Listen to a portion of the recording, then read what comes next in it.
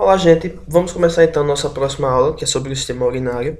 Como eu havia comentado para vocês, nessa primeira aula nós vamos ver apenas o rim, né? Então vamos estudar os nossos dois rins nessa aula aqui, tanto a estrutura externa quanto a estrutura interna. E na próxima aula nós teremos então uma aula sobre as vias de condução de urina, que vai envolver os ureteres, a bexiga e a uretra, ok? Bem, então vamos logo dar uma introdução, né, a esse sistema urinário. Esse sistema urinário é formado pelo rim, pelve renal, ureter, bexiga e uretra, né? Nossos rins, pelve renal e ureter, eles são órgãos pares, enquanto que a bexiga urinária e a uretra, elas são órgãos ímpares, né? Nós podemos subdividir funcionalmente esse nosso sistema urinário em órgãos que produzem a urina, né? Em órgãos que vão formar a urina, que seriam os rins, e os órgãos de excreção da urina, que seriam os demais, que seriam a pelve renal, ureter, bexiga e uretra, que vão apenas conduzir essa urina que os rins já produziram, tá? Anatomicamente, nossos órgãos que compõem o sistema urinário, eles estão dispostos, eles podem ser encontrados na região retroperitoneal, né? Como nós temos os rins e os ureteres, então na parte posterior ao peritônio parietal. E temos ainda uma região subperitoneal, que é aquela que vai estar abaixo desse peritônio parietal, que vai compreender a porção inferior dos ureteres, a bexiga e a uretra feminina, porque a gente já viu que a uretra masculina ela vai ser perineal, né, e ela vai também passar ao longo do corpo esponjoso do pênis, ok? Então, somente para a gente relembrar um pouquinho como seria essa região retroperitoneal onde os nossos rins, que é o tema da aula de hoje, eles estão localizados. Então, a região retroperitoneal, ele vai ser aquele espaço que está anteriormente às vértebras e posterior à cavidade peritoneal.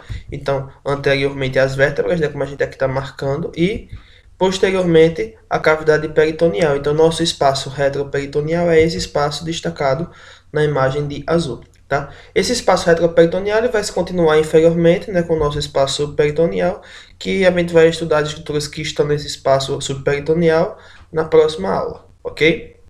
Bem, então vamos lá começar a falar um pouco sobre os nossos rins, né? Primeiramente falar sobre a morfologia externa. Os nossos rins, eles são órgãos pares, como eu já havia mencionado, eles estão situados à direita e à esquerda da coluna vertebral. Se você perceber, nós temos que o rim esquerdo ele se encontra lateralmente à artéria aorta, enquanto que o rim direito se encontra lateralmente à veia cava inferior. Tá? Esses rins, eles apresentam na sua morfologia externa um polo superior e um polo inferior, que são as suas duas extremidades. Apresenta uma margem lateral, que ela é convexa, e uma margem medial. A margem medial ela é convexa nas suas, nas suas extremidades, né? Ela é convexa nos polos, e ela é côncava na região média do rim, onde nós vamos encontrar a presença do hilo renal. Como eu já falei para vocês nas outras aulas, o hilo é aquela porta de entrada e saída de estruturas. Então, a artéria renal, veia renal, pelve renal, o plexo renal que vai inervar o rim e os vasos linfáticos, eles vão estar passando pelo hilo renal, ok? Nós temos ainda uma face anterior e uma face posterior. A face anterior do rim ela é levemente abaulada, enquanto que a face posterior ela é plana. E esse rim ele é recoberto externamente por uma cápsula, que é a cápsula fibrosa do rim, como a gente consegue visualizar na imagem. O rim de um recém-nascido ele apresenta vários lóbulos. Esses lóbulos são devido ao processo de embriologia mesmo desse rim. Então, esse rim é lobulado ao nascimento, só que depois ele vai se tornando com o seu aspecto liso, que é o aspecto que é mais comumente encontrado no rim adulto, ok? Quando a gente vai verificar o rim em sua posição anatômica, nós observamos que o rim direito ele está cerca de 2 centímetros abaixo do rim esquerdo, devido à nossa grande massa do fígado que está ocupando o nosso hipocôndrio direito. Então, o nosso rim ele é um órgão o nosso rim é um órgão que está no hipocôndrio, é um órgão hipocondrial. Tá? Então, como o fígado ele ocupa a grande massa do hipocôndrio, natural mesmo que esse rim direito ele esteja um pouco mais inferior quando comparado com o rim esquerdo, ok? Se a gente olhar a posição anatômica do rim, nós veremos que o polo superior ele está situado um pouco mais para trás em relação ao polo inferior que está situado para diante. Então, o rim ele tem um eixo meio que oblíquo. Além disso, a gente percebe também que os polos superiores eles estão mais próximos quando comparado que os polos inferiores. Então, o rim ele se encontra deitado obliquamente na sua posição anatômica, onde os polos superiores se aproximam e se situam posteriormente, enquanto que os polos inferiores se afastam e se situam voltado para o plano anterior, ok? Se a gente dá um corte frontal nos rins, nós podemos verificar que nós temos uma camada externa, que é o córtex renal, e uma camada interna, que é a medula renal, ok? Na camada que nós temos do córtex, nós podemos verificar que em alguns pontos esse córtex ele penetra entre a medula renal. Essa região do córtex penetra entre a medula renal são as nossas colunas renais. Tá? Enquanto que a medula renal é formada por duas porções, as pirâmides renais, né, que a grande parte da medula são as pirâmides, e a extremidade da pirâmide é o ápice dessa pirâmide, que é a papila renal, que é o local onde a urina de fato ela está gotejando. Então no córtex renal, onde nós iremos encontrar o nosso parênquima do rim, onde nós iremos encontrar os nossos néfrons, né? Vai estar sendo produzida a urina e a urina vai sendo conduzida até a papila renal, gotejando dentro dessas estruturas, que são os nossos cálices renais menores. Esses cálices renais menores, por sua vez, se unem e formam cálices renais maiores, que por sua vez esses cálices renais maiores se unem e formam a pelve renal. Ok? Os cálices renais menores, maiores e pelve renal encontram-se no interior de uma cavidade do rim chamada de seio renal. E esse seio renal, além de ter esses cálices renais maiores e menores, também é preenchido pelo tecido adiposo. Ok? A anatomia desses cálices renais maiores, menores da pelve renal, nós iremos ver na próxima aula quando a gente estiver vendo as vias urinárias. Ok? E essa pelve renal vai se continuar com o ureter, que é o que a maioria de vocês já conhecem. Eu acredito que apenas a pelve renal que era um termo desconhecido para alguns de vocês. Então, em cortes frontais ou transversais, independente, nós podemos verificar que os rins ele tem córtex, tem medula. A medula é formada pelas pirâmides e pela papila, e o córtex apresenta invaginações entre as pirâmides, que são as colunas renais. Beleza? Se a gente ampliar essa região do córtex renal, a gente vai poder encontrar os nossos néfrons, que são os parênquimas dos rins, tá? Os néfrons, eles apresentam uma cápsula glomerular, que vai estar envolvendo esse tufo de capilar, que são os nossos glomérulos, um túbulo contorcido proximal, um túbulo reto proximal, um túbulo intermediário, um reto distal, um túbulo contorcido distal, que vai desembocar em um ducto coletor. Então, todas essas estruturas tubulares compõem o nosso néfron, tá? Antigamente essa região daqui inteira ela era chamada como alça néfrica, alça de Henle, na verdade, pelo epônimo. E a cápsula glomerular era conhecida como epônimo de cápsula de Bowman, tá? Então, na medida que o sangue vai passando pelo glomérulo, ele vai sendo filtrado pela cápsula glomerular, vai passando pelos túbulos renais, onde vão ter substâncias que vão ser secretadas, substâncias que vão ser reabsorvidas, como vocês também verão no módulo tutorial. No final, o que sobrar nessa região do túbulo contorcido distal vai desembocar no ducto coletor, que será a nossa urina. E essa urina ela vai sendo conduzida até as nossas papilas renais, que vão desembocar nos nossos cálices renais menores, como eu já havia mencionado. A nível de esquema, chegando no nosso glomérulo, nós temos uma arteríola aferente. Ela é aferente porque ela está chegando no glomérulo. O glomérulo vai passar o sangue, né, vai ser filtrado e vai sair uma arteríola eferente. Essa arteríola eferente vai dar origem a arteríolas retas, que vão formar ao redor desses túbulos néfricos uma gama de capilares, são os nossos capilares peritubulares. Da mesma forma que nós tínhamos uma arteríola reta, nós também teremos uma vênula reta. E essa vênula reta, ela vai desembocar nas outras veias renais que seguem o mesmo nome. Então as vênulas retas vão para as veias arqueadas, para as veias interlobulares, para as veias arqueadas e por aí em diante, como a gente também vai ver, tá? Uma vez que a gente já viu essa irrigação do néfron, né, vamos ver como é que se dá a origem dessa arteríola aferente. A arteríola aferente ela vem de onde? Né? Então, para ver isso, nós temos que começar a falar um pouco sobre a irrigação do rim, ok? A irrigação renal vai ser dada pela artéria renal, obviamente. Essa artéria renal, assim que ela está entrando pelo hilo renal, ela vai se dividir em suas artérias segmentares, né? Aí, a artéria segmentar, como o nome sugere, é porque cada uma dessas artérias vai para um segmento renal. Então, nos rins, nós vamos encontrar 5 segmentos em cada rim, né? Nós vamos encontrar um segmento superior. Essa imagem daqui nós temos é a face anterior do rim esquerdo e a face posterior do rim esquerdo. Então, nós temos segmento superior, segmento inferior do rim. Nós vamos encontrar o segmento antero superior, o segmento antero inferior e o segmento posterior. Então, em cada rim nós temos 5 segmentos, ok? Cada segmento desses vai ser suprido por uma artéria segmentar. Então, aquelas artérias segmentares que nós vimos, elas têm nome. Nós temos uma artéria do segmento superior, que vai irrigar o segmento superior do rim, como a gente consegue visualizar. Uma artéria do segmento antero-superior, que vai irrigar o segmento antero-superior do rim. Uma artéria do segmento antero-inferior, que vai irrigar o segmento antero-inferior do rim. Uma artéria do segmento inferior, que vai irrigar o segmento inferior do rim. E uma artéria do segmento posterior, que vai irrigar o segmento posterior do rim. Então, nós temos 5 artérias segmentares. Uma artéria renal penetra, se subdivide em 5 artérias segmentares. Essas artérias segmentares, cada uma delas vão mandar artérias interlobares, ok? Essas artérias interlobares vão fazer uma curva ao redor das pirâmides renais, nas chamadas artérias arqueadas. E as artérias arqueadas, por sua vez, vão enviar as artérias interlobulares, ok?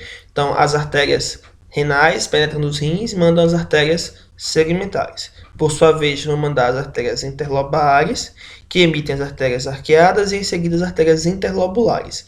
E são dessas artérias interlobulares que estão partindo aquelas arteríolas aferentes que nós vimos ainda agora. Então, nós temos a artéria renal, artéria segmentar, interlobar, arqueada, interlobular e a arteríola aferente, ok? As veias, elas seguem uma disposição semelhante, só que lembrando que as veias, elas não começam com a vênula aferente, elas começam com as vênulas retas, ok? Então, as veias retas ou vênulas retas, elas vão se unindo para as veias interlobulares, em seguida veias arqueadas, veias interlobares, veias segmentares e acabam na veia renal. Então, nessa imagem que nós temos do rim direito, né, se você verificar, nós temos uma disposição da veia renal, artéria renal e pelve renal. Essa disposição para associar, né, a gente chama de VAP, né, muitas pessoas chamam VAP, veia, artéria e pelve. A veia, artéria e pelve é a disposição que nós encontramos. Anteriormente, veia renal, depois artéria renal e, por fim, a pelve renal, tá bom? Esses vasos renais, eles podem sofrer algumas variações anatômicas. Nós podemos, por exemplo, encontrar que a nossa artéria frênica superior com as artérias suprarrenais superiores se originando da artéria renal. Então, a artéria renal vai emitir essa artéria frênica e as artérias suprarrenais superiores. Podemos ter ainda uma artéria renal inferior acessória inferior, né?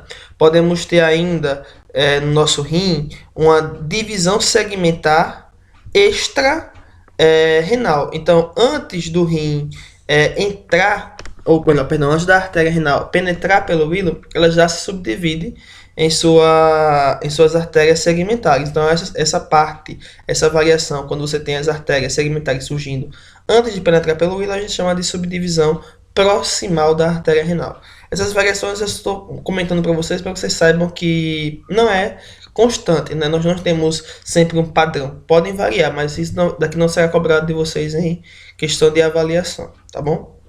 Da mesma forma, nós também temos uma veia renal, né, que pode ser uma veia renal dupla, por exemplo, nessa imagem, que está circundando a artéria aorta, né? Então, em relação à vascularização, há diversas variações anatômicas que podem acontecer.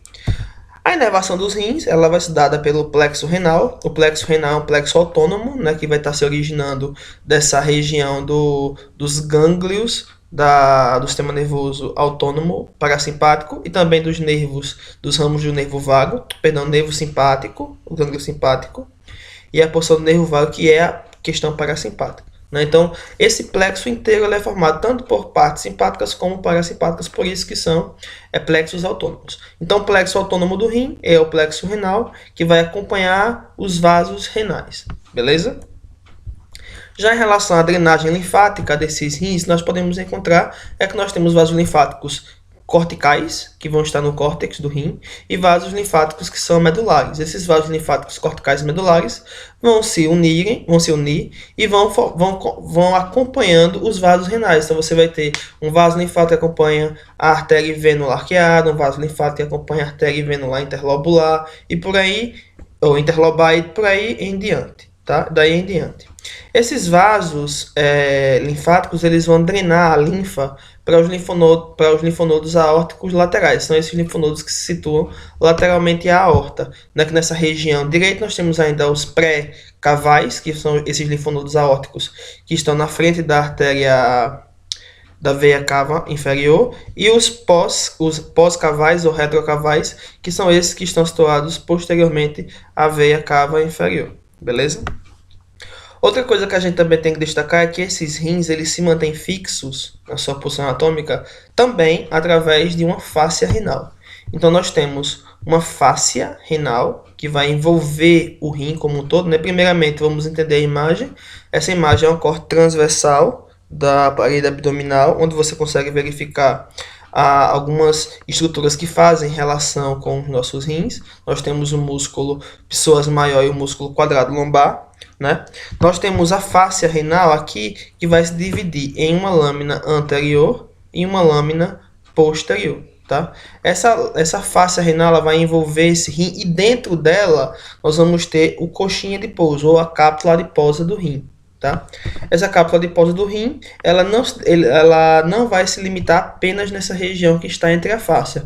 Como a gente já viu, essa cápsula adiposa ela também penetra pelo hilo e vai ocupar o seio renal. Ok? Externamente à fáscia renal, nós também temos um tecido adiposo pararenal, que também vai estar contribuindo nesse envolvimento. Tudo isso, gente, essa camada adiposa, ela serve para envolver e proteger os rins de choques mecânicos, ok?